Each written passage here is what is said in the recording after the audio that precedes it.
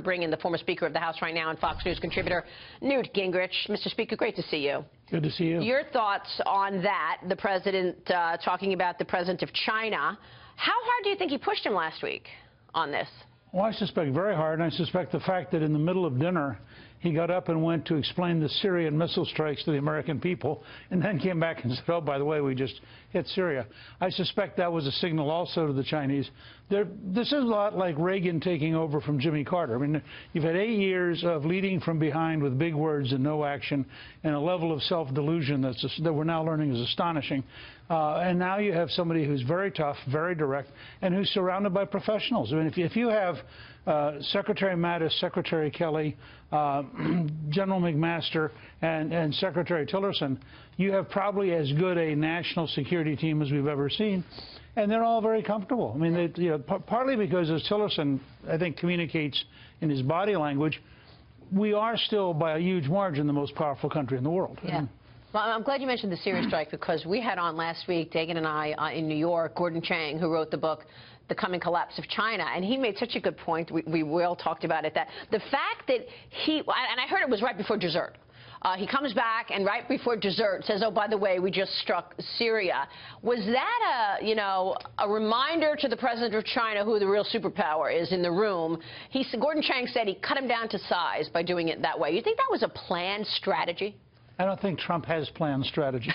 Well, it worked out well. I think Trump is a very intuitive person who can respond, as he did all during the campaign. He can respond so fast that if you have to call your consultant to ask what you should be doing, it's done before your consultant can talk to you. And I think what happened was the timing. I think what really happened was that the news media began to get out, and they said, you're going to have to say something now. I don't think they had planned to say it at that moment. But I also think they knew going in that having the strike the day that the Chinese were in Mar-a-Lago was probably really fortuitous. It did remind the Chinese not only that we're powerful, but also that you now have a president who will act. I suspect that was pretty sobering. The Chinese have moved 150,000 troops to the North Korean border. They say in order to contain refugee flow, if in fact the North Korean government collapses. Yeah. Mr. Speaker, I want to get your reaction. Rex Tillerson, of course, overseas, getting ready to meet with his counterpart in Russia tomorrow. And there's news out that he has essentially, Rex Tillerson, issued an ultimatum to Russia. You're either going to be with us or you're going to be with Assad. Pick a side. And I wanted to get your reaction to that. Well, I mean, George W. Bush said that right after the 9/11 bombing. He said, you're either with us or you're against us. That's right. They then didn't follow up on that, and they allowed the Iranians, for example, to be against us at no cost.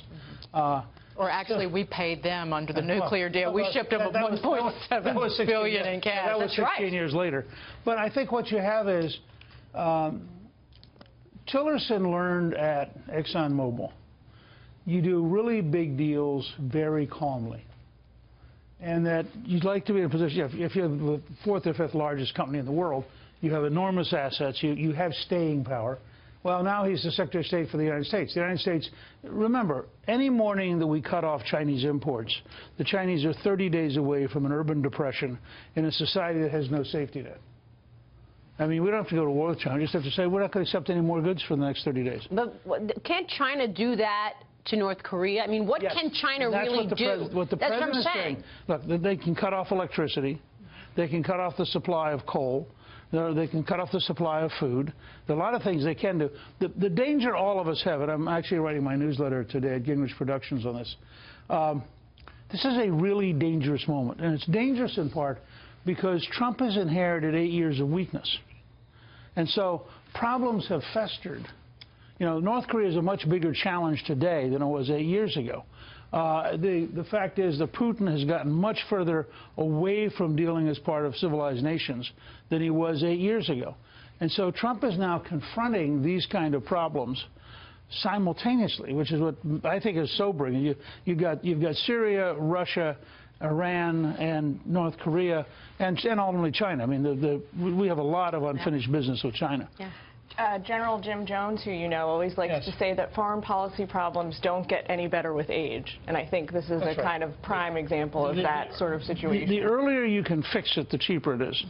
And the later it goes, the more dangerous it gets. Maybe, but there's a lot of things happening in the world. You've got the dangerous situations that you're putting forth, but you've also got the economic story that it feels like we can't get past go. So the tax reform package and the infrastructure package is going to be top of mind today when he meets with all of these CEOs. But look, the president has to take a longer view. They got talked into trying to rush the health bill because they were told they had the votes in the House. They didn't have the votes in the House. They've got to slow down. It took Reagan 8 months to pass a tax cut, and that's giving away money. It took us 18 months to reform welfare, and that was a 90% issue. We're going to. You're not worried. You think he'll get it done? Trump's going to get health reform. He's going to get tax cuts, which I'd rather have than tax reform, frankly. I mean, tax reform is a piece of tax cuts. So you'd rather have tax reform, or you'd rather have health tax cuts, right? So just do the tax cuts. You want tax cuts? You got to do health reform because it's 1/5 of the economy. Right. And then you're going to get an infrastructure program, which should be the easiest of the three. My hunch is by Christmas he'll have all three. Christmas. It was good to hear Kellyanne Conway saying earlier that they're not going to rush this. This is not going to be, you know, the health care program 2.0. Let it evolve. You think by Christmas they'll have all three? Go ahead. These are not timelines that were imposed by us, the media. It was not imposed by the American people. They imposed them. Steve Mnuchin told you in the first interview that you did with him that they were going to get tax reform done by August. Yes. So that's. But they blew off. I think they've moved beyond the August deadline. They are no longer looking at August. Sometimes people arrive in this city with great optimism. A friend of mine says at the end of the honeymoon becomes informed pessimism. And I think, you know, that they're now being realized this is a hard city to manage. Yeah. Well, he certainly had a successful week last week, getting broad support for the Syria strikes. Yes. And I think he did the right thing. If he had done nothing, everyone today would be talking about how he's just like Obama. Instead, everybody's talking about the fact that he sent a signal to the world, the United States is back, and we're serious. And Tillerson, who, this sounds slightly hokey, but he's an Eagle Scout. And I mean that in the sense that he's very stable. He really actually is an Eagle Scout. Yeah. But he's very stable. He's very calm.